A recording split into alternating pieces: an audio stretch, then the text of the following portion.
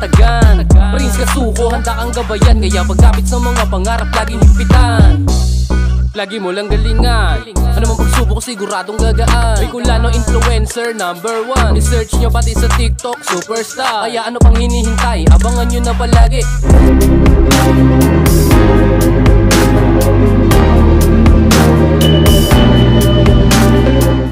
Guys, kapag first move kasi nasa camera nga compare sa in real life na hindi ka naka-camera, kasi alam nyo na yan sila Boy Tapang at si Cherry White guys, hindi talaga sila makapag gawa ng content ng walang camera. Kailangan talaga may camera. Sa lahat ng mga content creator, kailangan talaga may camera. Pero depende na din yun guys kung papasok ka sa mga relationship or talagang relationship na walang camera, o mas okay yun sa akin kasi safe na safe kayo, mapaaway nyo or something na yung mga pinag-uusapan na about part sa relationship nyo na hindi sa social media.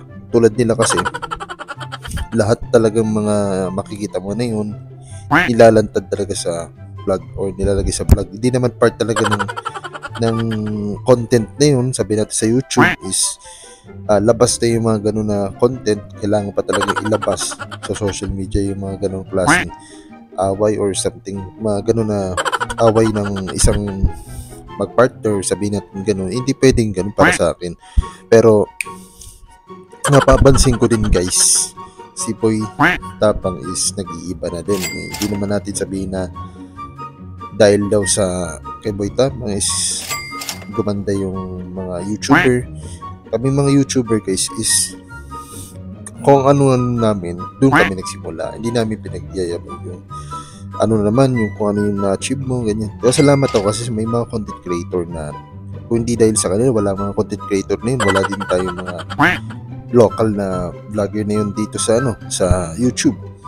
So, yun nga, yun yung sinasabi natin. Sa akin guys, wag na wag kayo maniwala sa relationship ng dalawa kasi kung makita nyo naman yung dating ex ni Boy Tapang na si Tapang Girl, kung makita nyo naman yun na dati niyang nakakolab dati sa Jessica, so yung si Tapang Girl na yun, makita nyo naman is hindi talaga sila naging silang dalawa, is for the content talaga, kaya nakareceive nga ng silver button si Tapang Girl. Hindi na nga sila nakita tapos dun pa nagka-issue. Kaya ito ang advice ko lang kay idol na Boy Tapang, para sa akin, wag mo seryosohin yung vlog, wag mo masyadong seryosohin yung script kasi nakakontrata yan. Hindi mo sure kung kailan tapos ang kontrata, kailan tapos ang pagkukulab nyo ni Cherry White. Hindi natin alam yan kung kailan yan. Pero para sa akin Boy Tapang, wag masyadong seryosohin. Magseryoso ka, sabihin na lang natin sa offline or sabihin natin off camera, dyan magseryoso ka, dyan maghanap ka talaga ng seryoso relationship. Ang dami pang pwedeng babae na pwede mong makasama na hindi lang yung talagang sabihin natin kahit ibang sikat na walang related sa ibang kasi alam naman natin pag namali ka dyan o sabi natin naging script lang o pagdating ng ganito oras nakita mo naman si Backboy ginawa ni Cherry White is inamin talaga niya na hindi talaga sila is for the content, for entertainment lang, for the content, para sa views. Yun yung sinasabi ng mga ibang vloggers, para daw sa views. Hindi naman inaamin nila. Talaga sa huli na yun, sinasabi nila na magkaibigan lang sila, tapos yun, content lang yung gagawin nila para sa vlog. So, yun nga, advice ko kay Boy Tapang, huwag masyadong lalaki ulo. Huwag masyadong wag mong guluhin yung mundo ng YouTube na sasabihin mo dahil kung wala siya, wala din lahat ng mga YouTuber.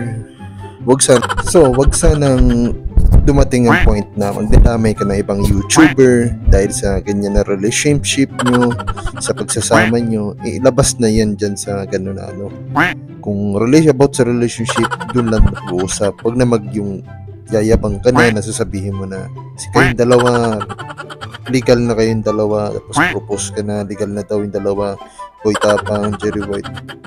Sabihin sa inyo, kung content lang yan, focus kayo sa content. Huwag na magsasabay na ibang tao o magdadami na ibang content creator, influencer, kasi nananahimik na yung YouTube. Ang ganda-ganda na ng YouTube.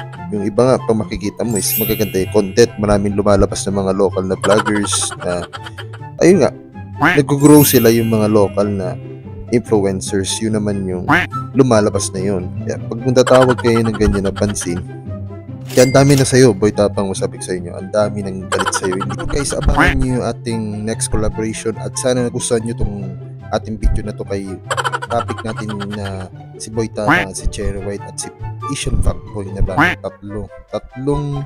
Hindi, sabihin na natin, dalawang pogi at isang diwata. Oh shit. Here we go again. Pinag-aawayan na itong dalawa na to.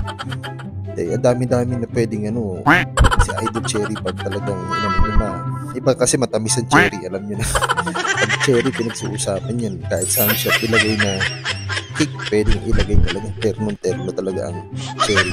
Kaya, pangalan pa lang yan. Mag-ingat guys. Hindi nilalata. Mag-ingat lang.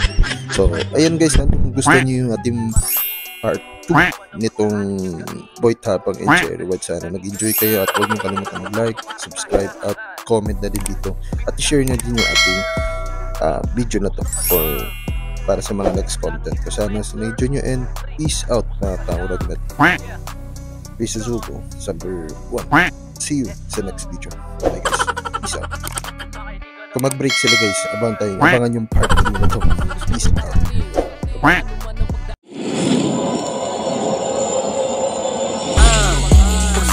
Laging tatagan, Prince Kasuko, handa kang gabayan. Kaya pagkapit sa mga pangarap, laging higpitan. Lagi mo lang galingan, ano mang pagsubok siguradong gagaan. May kulano influencer number 1. I-search nyo pati sa TikTok, superstar. Kaya ano pang hinihintay, abangan nyo na palagi.